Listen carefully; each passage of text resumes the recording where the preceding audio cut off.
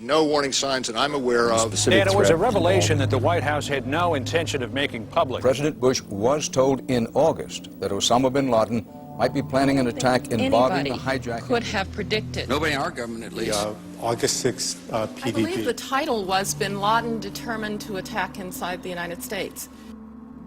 70% of family members' questions were never answered during the 9/11 Commission report. Lee Hamilton and Thomas Keane said they were set up to fail. I mean, I'm a member of the commission. It's a scam. It's absolutely disgusting. The questions, Mr. President. The questions. Building 7 ablaze at the moment and apparently getting ready to collapse. Building 7, free-fall collapse. Well, no, there's number 7 coming down. The excitement and the fun that people get watching an old building being demolished, and they wired very carefully for days, and it's a very careful operation. Third time today. It's reminiscent of those pictures we've all seen too much on television before, when a building was deliberately destroyed by well-placed dynamite to knock it down. The smartest thing to do is pull it. And they made that decision to pull, and then we watched the building collapse. Jane, what more can you tell us about the Salomon Brothers building and its collapse? Well, only really what you already know. Details are very, very sketchy. We're getting information now that one of the other buildings, Building 7 in the World Trade Center complex, is on fire and has either collapsed or is collapsing. The Pentagon. Vanishing airplane. From my close-up inspection, there's no evidence of a plane having crashed anywhere near the Pentagon. The only site is the actual site of the building that's crashed in, and as I said, the only pieces left that you can see are small enough that you could pick up in your hand. There are no large tail sections, wing sections, a fuselage, nothing like that anywhere around, which would indicate that the entire plane crashed into the side of the Pentagon. Firefighters and police describing explosions. A lot of them. The secondary explosion. We've got numerous people covered with dust from the secondary explosion. Just floor by floor instead of popping out. It was if they had detonated.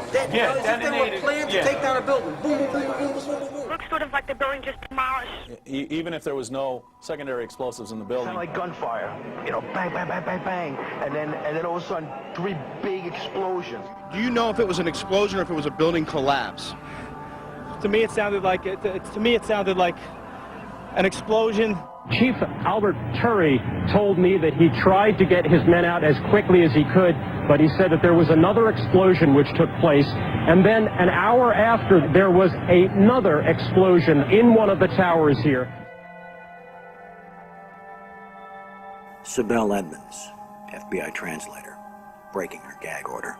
All our intimate relationship with bin Laden and Taliban. We did carry very intimate relationship with these people all the way up to September 11. Bin Laden was spirited into this military hospital in Rawalpindi for kidney dialysis treatment. The military had him surrounded. They were saying that Osama bin Laden had to be watched carefully and looked after.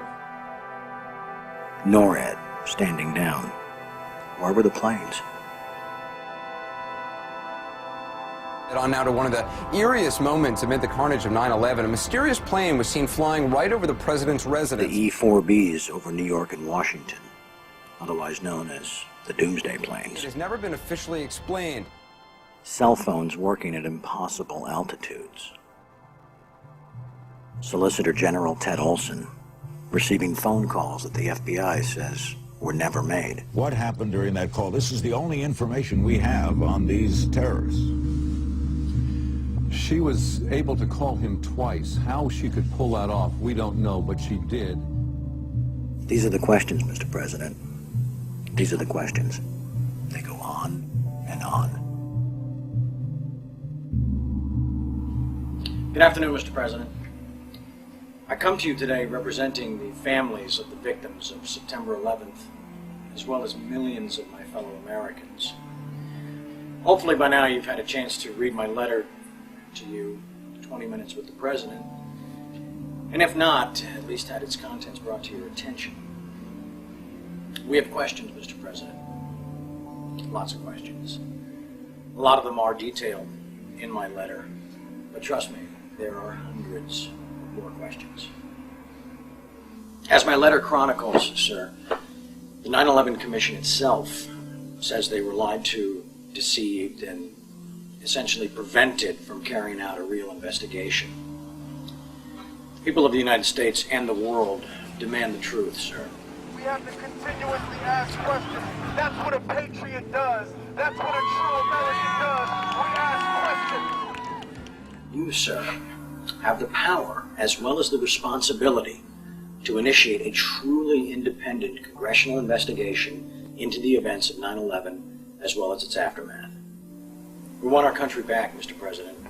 Therefore, I'm not just calling on you and your team. I'm calling on each and every American citizen to wake up, stand up, and demand the truth.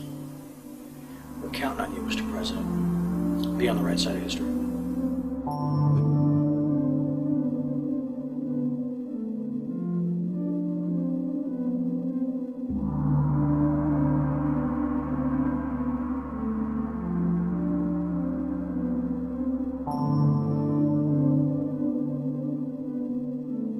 Are you now saying that they weren't asking to block an investigation? An investigation must not interfere with the ongoing efforts to prevent the next attack.